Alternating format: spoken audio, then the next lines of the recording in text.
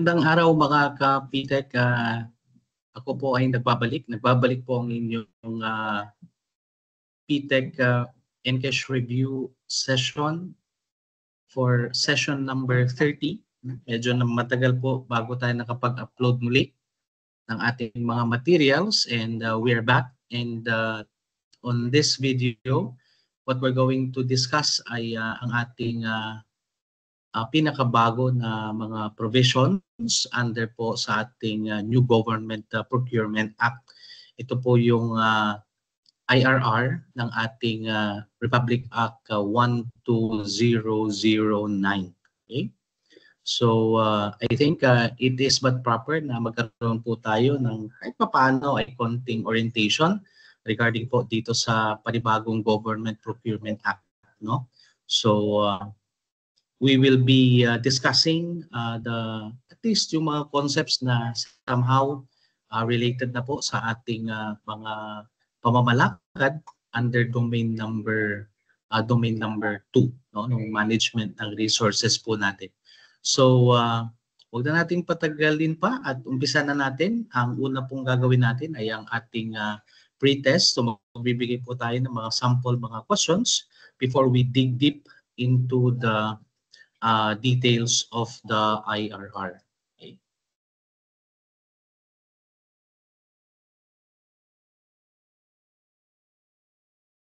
Okay, so we're going to start with our pre-test, no, para meron po tayong konting knowledge, no, regarding po sa ating IRR ng Republic Act 12009. Okay. So question number 1 natin is that RA 12009 is also known as the BLAC. A Government Procurement Act, B New Government Procurement Act, C Revised Government Procurement Act, or D Government Procurement Act of 2025. So syempre, it is a Republic Act, and ang numero na yan ay 12009, at meron itong counterpart na pangalan as per the law, no, yung promulgated. So ang tamang sagot diyan ay letter B, no. Ang tamang sagot po natin dito ay ang New Government Procurement Act. Question number 2. Mr. Alvarado, the head of the procuring entity for the Hope of the Calarin National High School, provided the stakeholders all the necessary information related to procurement and facilities, the sharing of information related to the different stages to foster public trust. What governing principle is being demonstrated by Mr. Alvarado? A, competitiveness, B, accountability, C, transparency, or D, participatory procurement.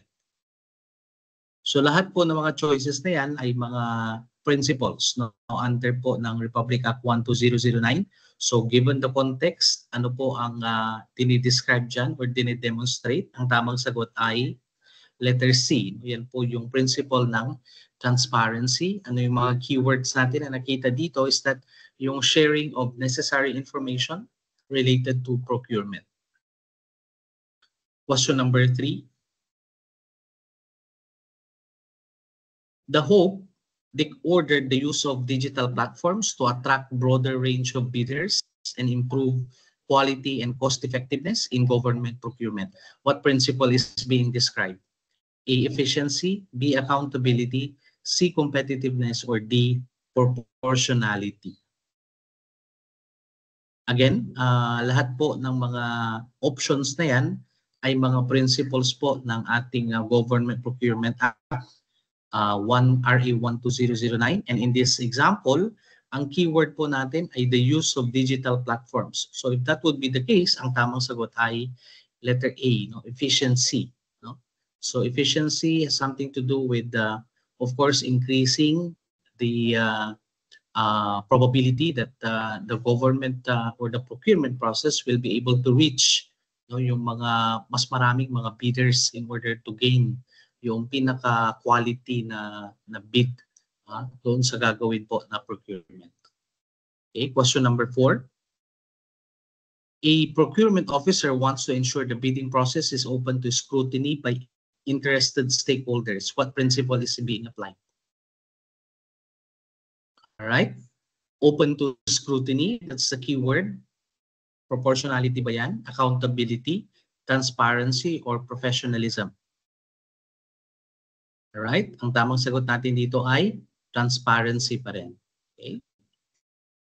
Item number 5, which of the following projects would not fall under the scope of the IRR, referring to the Republic Act 12009? A. Government procurement of school supplies. B. Foreign funded bridge construction following local procurement law. C. Procurement under a public-private partnership. Or D. Procurement of consulting services for feasibility studies. Of course, the IRR has its own limitations. So meron itong mga limitations in terms of alin yung kaya lang niyang ma-cover at alin yung kaya niyang i-govern. So in this particular case, ang tamang sagot natin ay letter C. No, procurement under a public-private partnership. Meaning, meron pong separate na Republic Act that governs itong public-private partnership.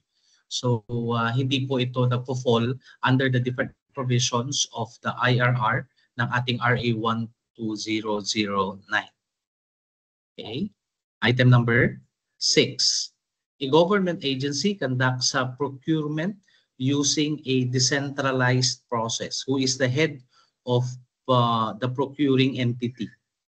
Okay. A, the National Government Executive Secretary, the head of the department in Manila, the head of the decentralized unit, or the mayor of the LGU where the procurement is conducted.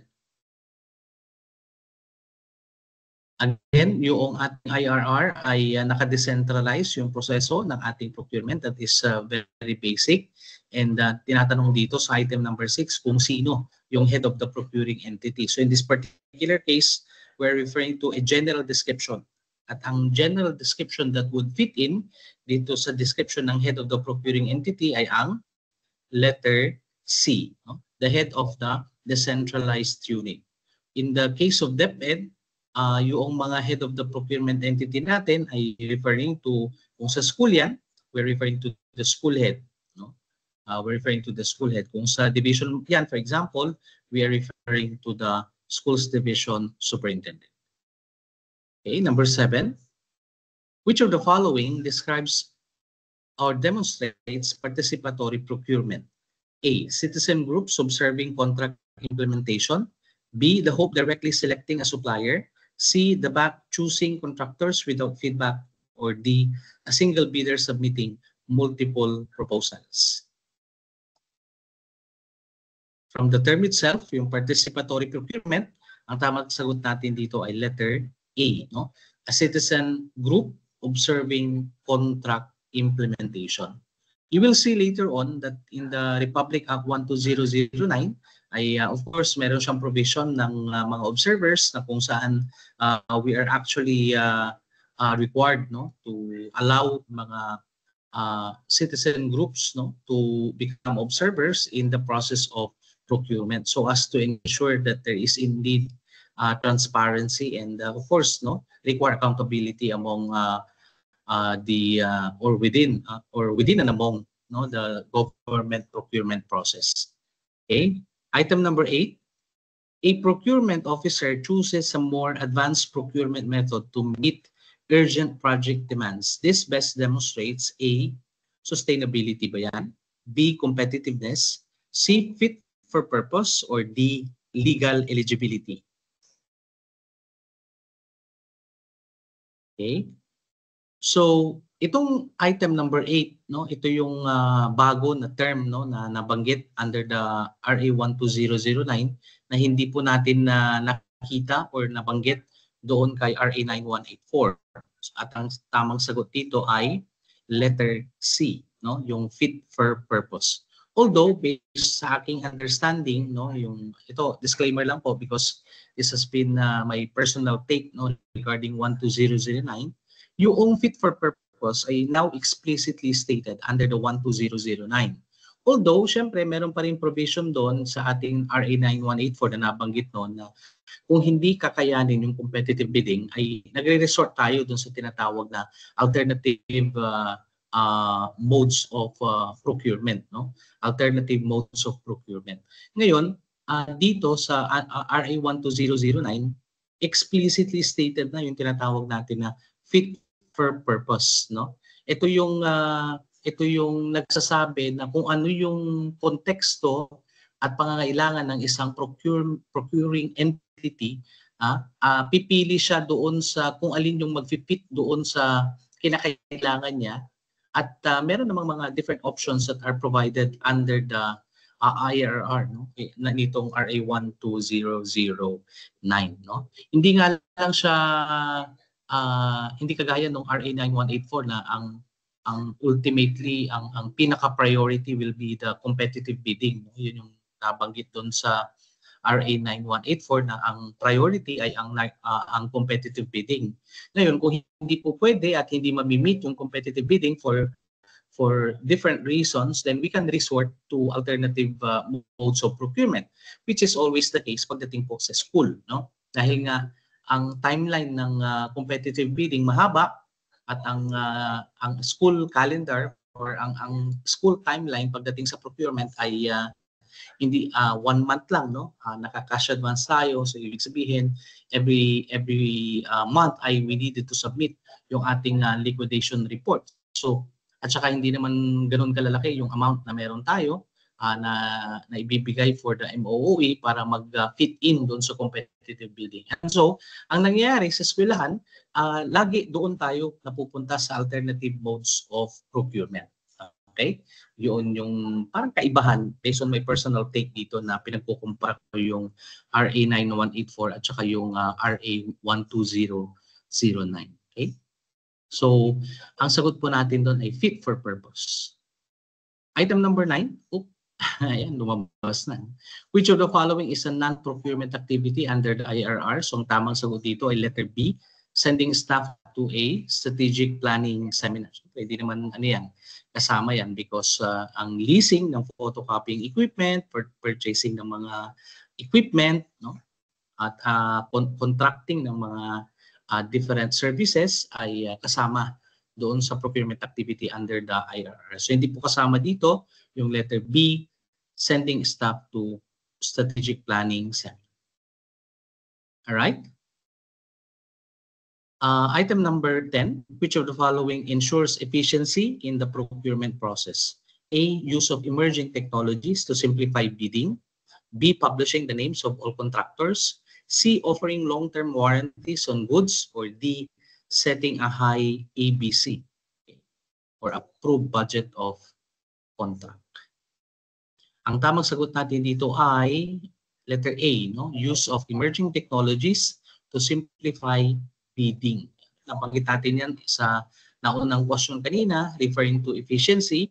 So the more suppliers that will be invited to participate in a procurement process, the better on the part of the government, so that we can generate more proposals and we can really choose yung quality ng mga proposals na yun na ibinibigay po sa government. Okay? I think this will be the last, yung item number 11. Patikim pa lang ito, no? At we are going to have more discussions later on because ang gagawin po natin na video na ito ay hindi po natin bubuin dahil napakahaba po nitong RA 12009 at isa-segment po natin ang ating video para mas madali po yung ma-process. Okay? So item number 11, the back is selecting bidders. What key principle ensures that qualified bidders have their fair access to participate? A, accountability. B, competitiveness. C, sustainability. Or D, transparency. Okay. Selecting bidders, si BAC. Kung magkakaroon ng fair access to participate, anong tawag natin dito? Letter B, no? Yung competitiveness. No? Nabibigyan sila ng fair treatment in terms of their level of participation dito sa different government procurement activities po natin. Alright? So, yan, no? Patikim lang yan doon sa ating mga questions. Now, let's go into some of the details, no, ng ating some of the details ng ating RA 12009. I-stop ko po yung sharing nun, and we're going to present, no, yung ating actual provision, RA 12009. No? Yan, no? So, as I've mentioned kanina, yung ating IRR ng ating 12009 ay may pangalan po na New Government Procurement Act as per the Section 1 niya, yung short title and the purpose. No? So, dito natin siya makikita, the New Government Procurement Act. Right? Sorry for that. Medyo makapal. For section number 2, yung declaration of policy niya, of course, nakalagay po dyan that in order for the government to promote the ideals of good governance, syempre, we look into the transparency of the procurement, competitiveness, ito yung mga principles na binabanggit natin, efficiency, proportionality, accountability, public monitoring, procurement professionalization, and sustainability in the government procurement. Ang section number 3 niya will be the governing principles on the government procurement. Ito yung mga binabanggit natin kanina na in the pre-test. So nandyan po yung term ng transparency, okay? Open contracting practices, yun yung mga keywords niya. So we just have to understand po kung ano yung essence, no, nitong principle na yan. Pangalawa ay competitiveness, no? Competitiveness by ensuring equal opportunity for all eligible qualified suppliers, manufacturers, and distributors and the like. No? So nabibigyan sila ng lahat ng opportunity na makapag-participate. Efficiency, ito yung binanggit natin kanina na nakakagawa tayo ng mga innovations patungkol sa paggamit ng mga emerging technologies, mga innovative solutions. For what reason? For us to improve, no, yung quality and cost effectiveness in government procurement.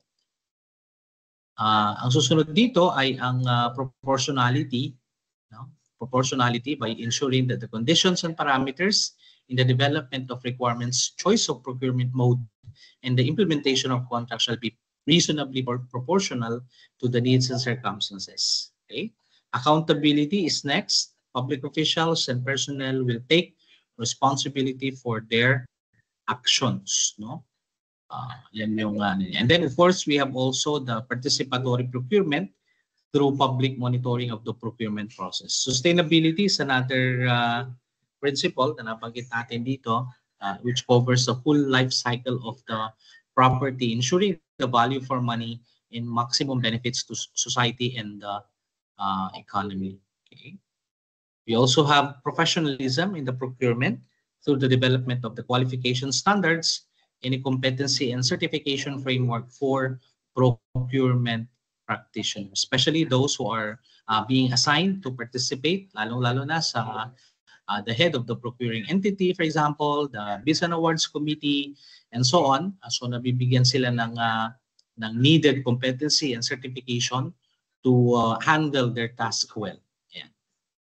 Ang section 4 po niya ay ang scope and application. I will not go into details of the scope and application.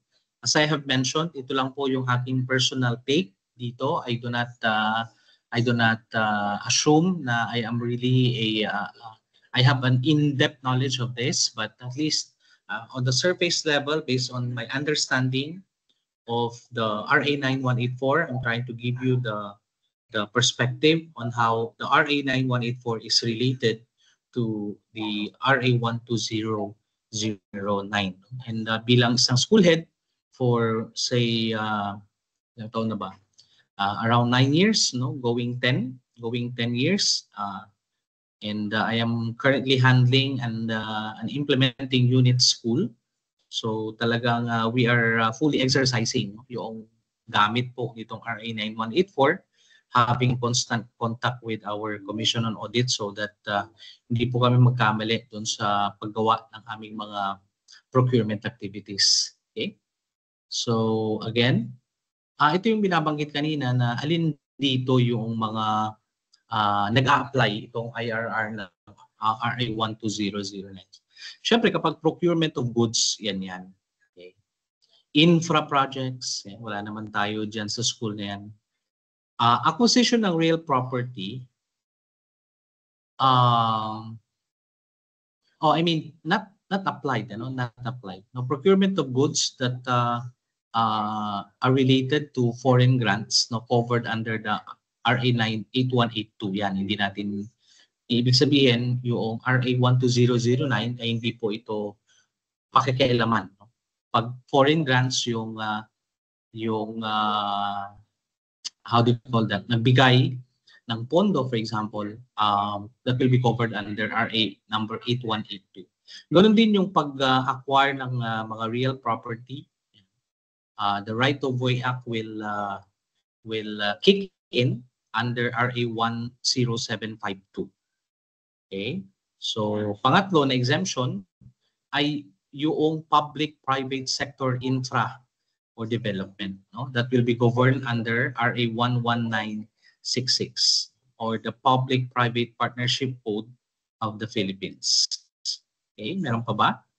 Meron pa tayong the following are procurement activities under this act. Yan. So yun yung mga exemptions na hindi nyo makikialaman. So alin naman yung mga hindi po procurement activities? Yan, direct assistance kagaya ng mga pagbibigay ng mga ayuda ay hindi po yan under po ng procurement. Pag-participate po sa local and foreign scholarships, yung pagkuha po ng COS at job order ay hindi po yan idinadaan under po ng procurement. Alright? Ano pa? Yung disposal ng ating mga properties, hindi po din ito, hindi po ito isang procurement act.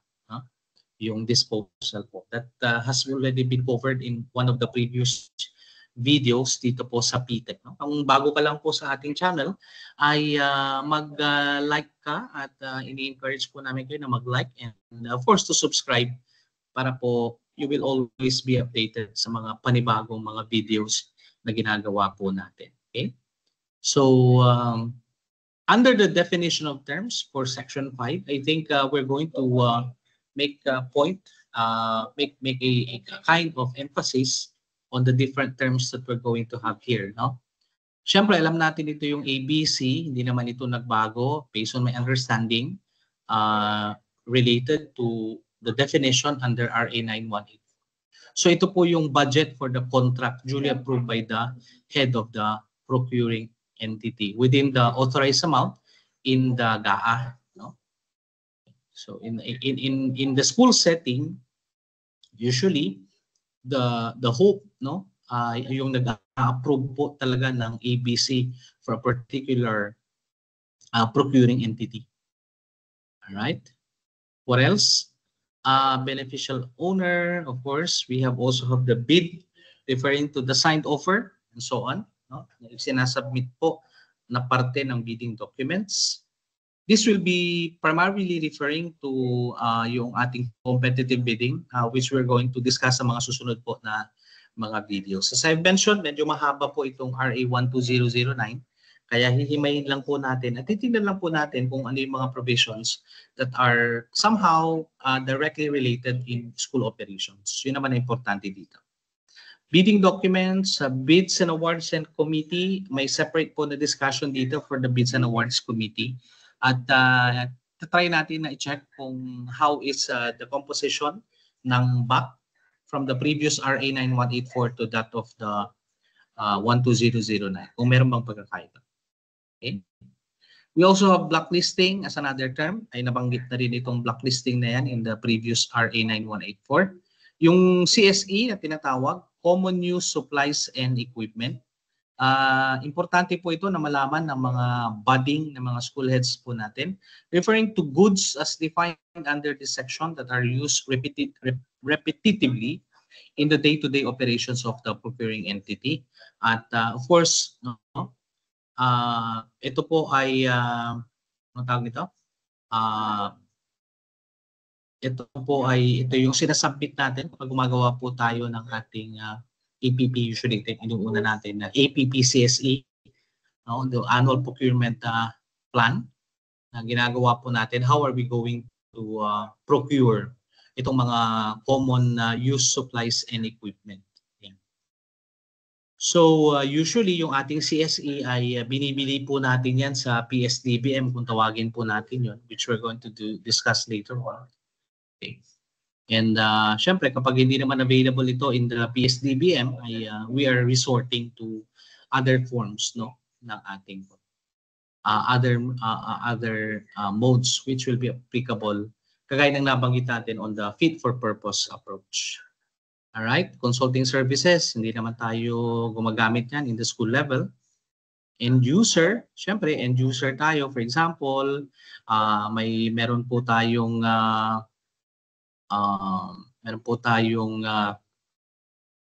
building na ipapatayo. Ito ay for example nag-bid in the DPWH, for example lang, we are being called to participate in the bidding process bilang isang end user. Yan. Environmental impact, financial eligibility, fit for purpose, ito yung binabanggit natin kanina. Fit for purpose refers to an approach to procurement that applies the most suitable mechanism or strategy designed to address the specific needs of the procuring entity and each project, while promoting flexibility and responsiveness to different conditions and scenarios based on factors or situations such as but not limited to the nature and complexity of the project, market condition, and readiness. So ito yung binabanggit ko kanina na somehow based on my understanding, hindi ko nakita itong term na ito in the RA 9184, but ito explicit na nakalagay ngayon dito kay RA 12009. So binibigyan ng flexibility yung procuring entity na gumamit, no, nung ano yung mode of procurement na gagamitin niya based on sa kanyang need. Okay? So next we have goods, of course, green criteria, GPPB referring to the government procurement policy board established in accordance with the rule 19 of this IRR. Meron pa rin yan din sa RA 9184 na nabanggit natin. The hope, of course, alam na natin ito, that's the head of the procuring entity. Sa eskwelahan, si principal po ito. Infra, jury duty, let me emphasize itong si jury duty, referring to the responsibility in which the BAC, the TWG, and the secretariat members, including the end user or the implementing unit, give utmost priority to procurement assignments over all the other duties and responsibilities until the requirements for the procurement at hand are completed. So, ibig sabihin, halimbawa, kung ikaw ay BAC member or chairperson, for example, you are bounded. No? You are required to finish yung jury duty mo bilang parte ng BAC as the ultimate priority over your usual task sa school level. Okay, yan po yung meaning ng legal eligibility, life cycle cost, multi-year contractual authority. PhilJEPS, no? Pareho pa rin yung definition nito doon sa IRR noong 9184. And of course, yung Philippine Product Services, no? Hindi ko na po bibigyan ng emphasis yan. You can go over ito. Portal, referring to the website integrating the variety of contents.